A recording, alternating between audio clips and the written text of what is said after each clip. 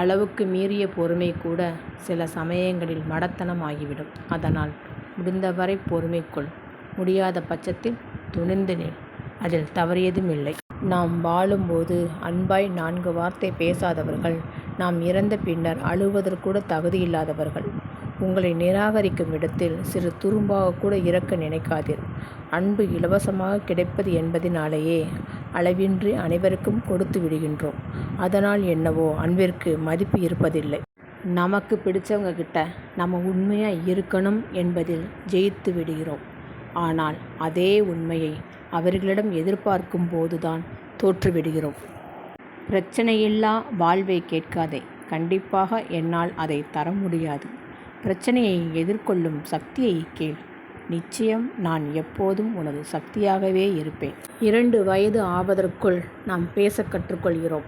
ஆனால் எத்தனை வயது ஆனாலும் எப்படி பேச வேண்டும் என்பதை நாம் கற்றுக்கொள்வதில்லை.